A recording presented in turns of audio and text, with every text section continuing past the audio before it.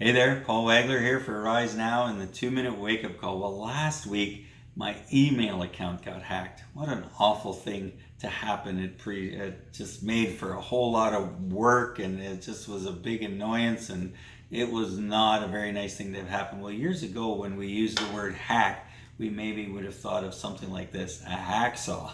But nowadays when we use the word hack, it has nothing to do with a hacksaw. It usually has to do with somebody who is trying to, get into some of your stuff and to present themselves as you to your friends and your family and whoever who might be in your contact list, so that they can maybe trick them into sending them some money. And so people who responded to the first email got a second one saying, I was traveling and I needed some help. Could you buy me a Google Play card? And I don't know of anyone, hopefully there's no one who responded to that email. And I lost all my contacts. I put a notice out on Facebook. I spent a lot of time on the computer here with my email provider resecuring things, and it just was not a very pleasant experience. But it was interesting because all the responses I got from people, they said a common thing. It was like, it doesn't sound like you, so I was suspicious. And it got me thinking about in John chapter 10, Jesus is talking about to his followers, and he's comparing the relationship of himself to his followers as a shepherd and sheep.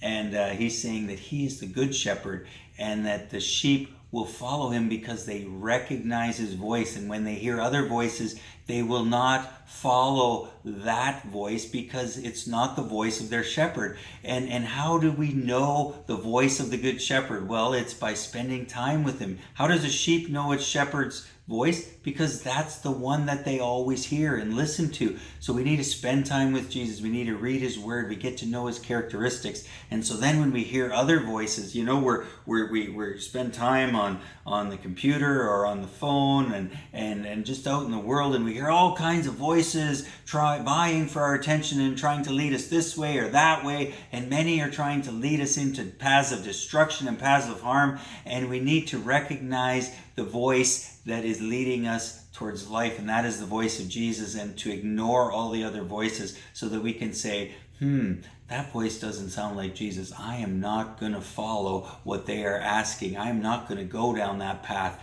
That sounds like the voice of a hacker.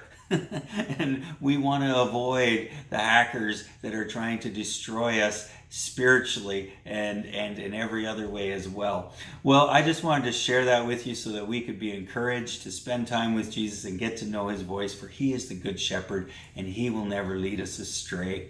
Well, a few things for you to think about and to encourage you today, and until we meet again, stay awake and stay alert.